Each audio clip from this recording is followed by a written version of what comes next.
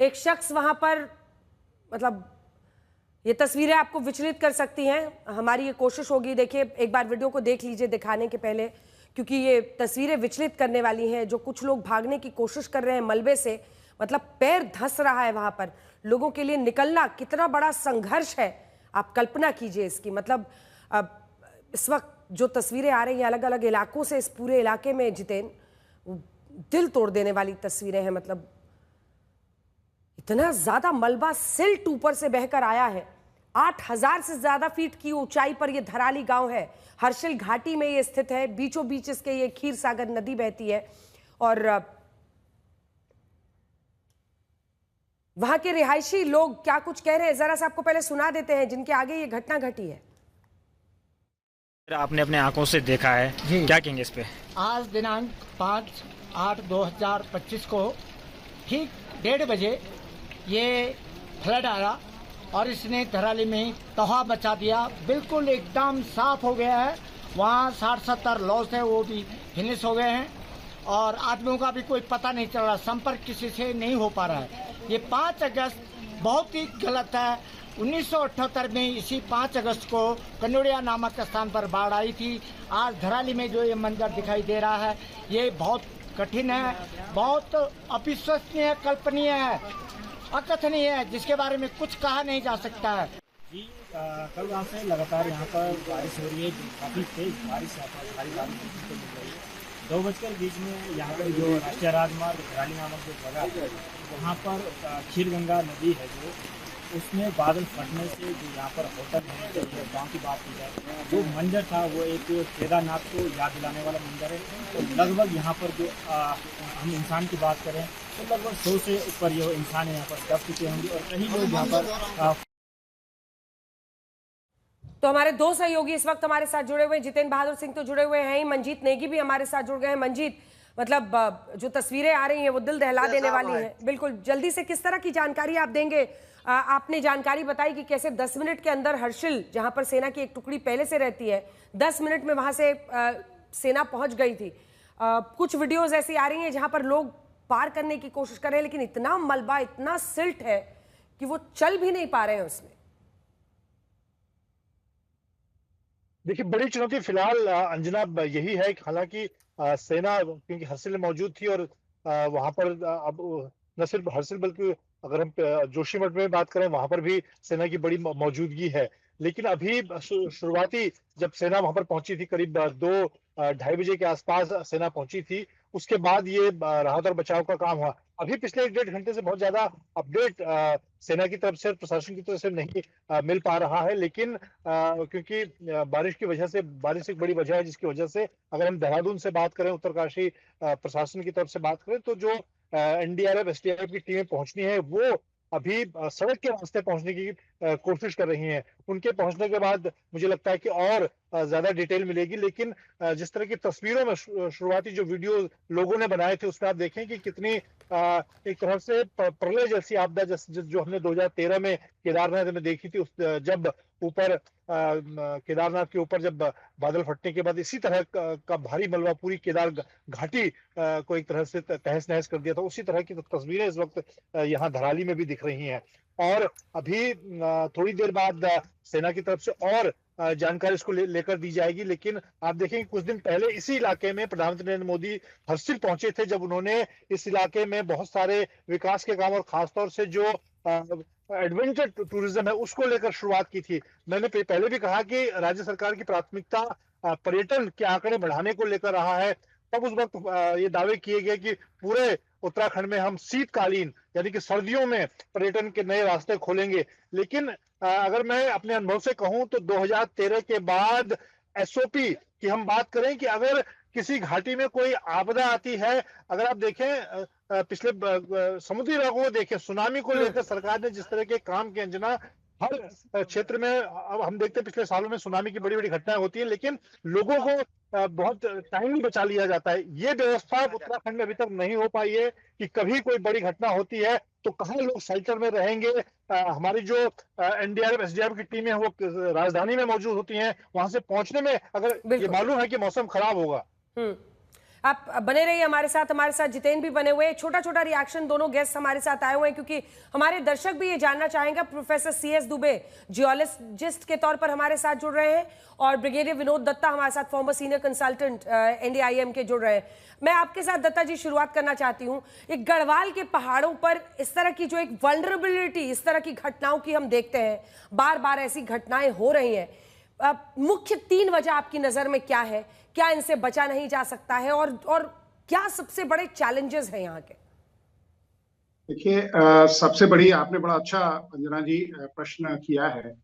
और उत्तराखंड में ज्यादातर इस तरह की घटनाएं देखने को मिल रही हैं और ये मूलतः जो हमारे क्लाइमेटिक चेंजेस आ रहे हैं उसकी वजह से है। आप ये देखिए, जब एयर कंडेंसेशन जब इतनी मात्रा में बन जाता है तब वो क्लाउड बर्स्ट की सिचुएशन बनती है, जहां पे अगर 10 सेंटीमीटर से ज्यादा 1 घंटे के अंदर 10 स्क्वायर किलोमीटर के एरिया में अगर बारिश होती है तो उसको क्लाउड बर्स्ट का नाम दिया जाता है। और खासकर जिस तरह का उत्तराखंड में आपने देखा होगा, पहले भी इस तरह के काफी इंसिडेंट्स हुए हैं। अगर आप देखें, उत्तराखंड में मालपा 1998 में हुआ, उत्तराखंड फ्लैश फ्लड 2013 में आए जिसमें करीब 6000 से ज्यादा लोगों की मौत हुई। तो ये सब चीजें, जिस तरह का वहाँ मतलब खनन हो रहा है, जिस तरह से वहाँ डेवलपमेंट हो रहा है, जिस तरह से वहाँ टूरिज्म या रिलीजियस टूरिज्म को बढ़ावा दिया जा रहा है, ये इकोलॉजिकल जो बैलेंस है उसको ये डिस्टर्ब कर रहा है। तो इसकी वजह से ये इस तरह की जो घटनाएं हैं वो बहुत ज्यादा देखने को मिल रही हैं। दूसरा, आप ये देखिए, टूरिज्म की वजह से जिस तरह से वहाँ अभी आप जो तस्वीरें आपने दिखाई, किस तरह से होटल्स या और इस तरह की जो ड्वेलिंग यूनिट्स हैं वो वहाँ मतलब they have come into they have mushroom. और उसके बाद अगर आप देखें तो जो नदी है, मैं लौट रही हूँ सर, उत्तरकाशी के जो विधायक हैं हमारे साथ जुड़ रहे हैं, चौहान जी, लेकिन उससे पहले वो क्या कह रहे हैं जरा पहले अपने दर्शकों को सुना देते हैं। ऊपर बादल फटने से धराली गांव के नीचे वाला पूरा हिस्सा और बहुत प्रलय का वहां पे जो है मंजर जो हुआ है, और तत्काल जो मुखबा वालों ने तत्काल जो है सूचना दी और मैंने तत्काल जो है माननीय मुख्यमंत्री जी जो अभी त्रिपुरा में हैं उनको तत्काल सूचना दे दी है। जिलाधिकारी को इसके लिए अलर्ट कर दिया गया है। हमारी वहां पे जो हरसिल में आर्मी की टीम थी, आर्मी की टीम वहां पर पहुंच गई है और NDRF SDRF की टीम भी मौके पे पहुंच रही है। बहुत बड़ी ऐसी दुर्घटना है। हम भगवान से इस समय जो है इस घड़ी में सबको मजबूती के साथ जो है पूरी टीम को वहां पे लगा दिया गया है। और जो हमारे गढ़वाल कमिश्नर, उनसे भी बात हो चुकी है, चीफ सेक्रेटरी से बात हो चुकी है। तो तत्काल इसके लिए जो जिलाधिकारी द्वारा तत्काल पूरी टीमें वहां पे रवाना कर दी। खुद भी जो है जिलाधिकारी मौके पे पहुंच रहे हैं और जो हमारे आर्मी की टीम है वो मौके पे पहुंच गई है। और मैं क्योंकि देहरादून था, मैं भी यहाँ से देहरादून से चल गया। ये बहुत बड़ी ऐसी घटना है और हम भगवान से प्रार्थना करते हैं कि जो है सबको इस समय जो इस आपदा की घड़ी में सबको मजबूती से खड़ा होकर इस आपदा से लोगों को बचाना है। अभी धराली में खीर घाट के ऊपर बादल फटने की अभी सूचना आई है और बहुत तेज गति से मलबा आया है पानी के साथ। हमारा प्रयास है कि इस समय में सभी को जल्दी से जल्दी राहत के काम किए जाएं, बचाव के कार्य किए जाएं। जिला प्रशासन के लोग वहां पहुंच रहे हैं, साथ में हमारे सेना के लोग, NDRF SDRF, आपदा प्रबंधन विभाग लगातार कोशिश कर रहा है कि हमारी सर्वोच्च प्राथमिकता है कि सभी को इस समय राहत की जाए, सभी को बचाया जाए और हर प्रकार से जान माल की सुरक्षा की जाए। 2013 की घटना के बाद ऐसा सबसे बड़ा सवाल उठा कि जो तमाम रिपोर्ट्स थी, जो बार बार जानकारी दे रही थी, एक बार जो हमारे दोनों सहयोगी हैं उनको कनेक्ट कर लेते हैं, फिर गेस्ट के पास जाएंगे। जितेंद्र, 2013 के बाद भी कोई सबक लेती हुई वहां की सरकार नहीं दिखी, क्योंकि तभी तो ये हालत है, ये मंजर है। और गढ़वाल के जो पहाड़ी हैं, जैसा कि दुबे जी भी बता रहे थे और हमारे साथ जो दत्ता जी भी, विनोद दत्ता जी मौजूद हैं, वो भी ब्रिगेडियर साहब बता रहे थे। मतलब ये वल्नरेबिलिटी वहां की इसलिए बरकरार है क्योंकि परिस्थिति से कोई सबक लेने को तैयार नहीं है। घटना दर घटना बस ये चर्चा होती रहेगी। और बिल्कुल इस तरीके की घटनाएं जब भी होती हैं तो उस दौरान लगातार चर्चा की जाती है कि जो पहाड़ी इलाके हैं वहां पर किस तरीके का स्टैंडर्ड ऑपरेटिंग प्रोसीजर जो है उसका इस्तेमाल किया जाना चाहिए। जब ये केदार घाटी में घटना हुई उसके बाद से कई नियम और कानून बनाए गए, लेकिन अभी भी जो पहाड़ी इलाके हैं खासतौर पर गढ़वाल का जो इलाका है वहाँ की स्थिति वैसे ही बनी हुई है। अभी की सिचुएशन अंजना ये है कि जो वहाँ से फ्लैश फ्लड आया उसके बाद से धराली का पूरा जो इलाका है उसमें काफ़ी नुकसान हुआ है। उसके बाद बारिश लगातार हो रही है।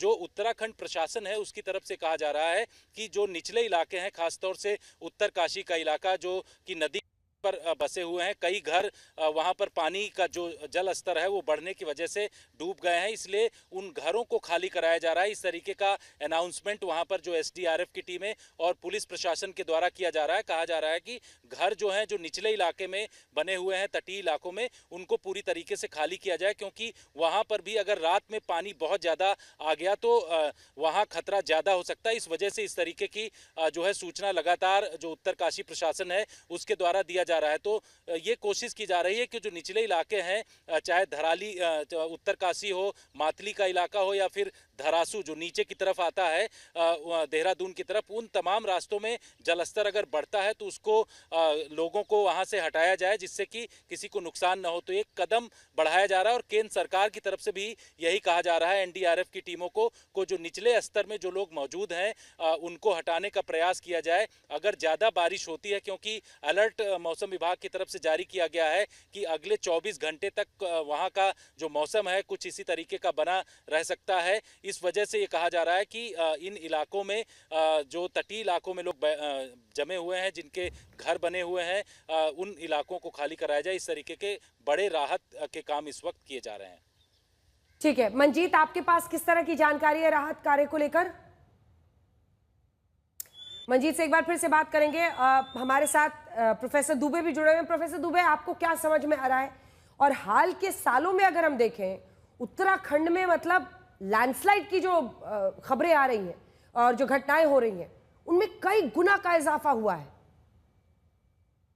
देखिए 1951 से जब से इंडस्ट्रियलाइजेशन फास्ट हुआ उसके बाद ग्लोबल वार्मिंग बढ़ी, टेम्परेचर बढ़ा, साथ साथ क्लाइमेट में चेंज आया।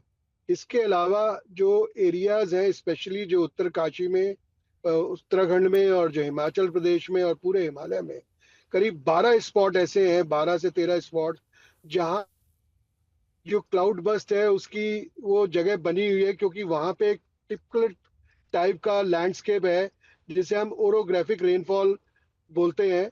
वहां पे ओरोग्राफिक रेनफॉल का मतलब है कि जो माउंटेन्स हैं वो इस प्रकार से बने हुए हैं कि वहां पे एकदम जो है पानी जो है कंडेंस होके जो है एकदम गिरता है वहां पे। और ये जगह जो है नोन जगह है, और इन जगह के ऊपर जहाँ जहाँ अर्बनाइजेशन है, जहाँ पे अर्बन लैंड है, वहां पे प्रिकॉशंस रखनी जरूरी है। हम पिछले सालों में बार बार साइंटिफिक वे में हम लोग रिसर्च पे, हम लोग और चीज़ों पे कहते रहे हैं इस चीज़ों को कि भाई एक प्लान बनाओ जहाँ पे ये अर्बनाइजेशन जो है कंट्रोल हो उन एरियाज में जहाँ पे क्लाउड बर्स्ट के रीजन्स हैं। और ये ऐसा नहीं, और अभी जैसे जैसे आपने देखा हिमाचल में यहाँ पे 11 से 15% जो है रेनफॉल इंक्रीज हुआ है इस बारी, और ये आगे और बढ़ेगा जैसे जैसे क्लाइमेट चेंज का असर पड़ रहा है। तो हमको अभी से सावधान रहना चाहिए, और ये चीज़ें जो है अगर अभी नहीं देखी गई और इसकी प्लानिंग, एक तो होता है कि आप डिजास्टर हुआ आपने रिलीफ कर दिया, रिलीफ के बाद सब भूल जाते हैं, उसके बाद कोई याद नहीं रखता कि क्या मैं लौट रही हूँ सर आपके पास, थोड़ा छोटी छोटी जानकारी अगर आप लोग देंगे, क्योंकि तस्वीरें और खबरें भी वहां से आ रही हैं तो उनका भी रुख करना पड़ता है।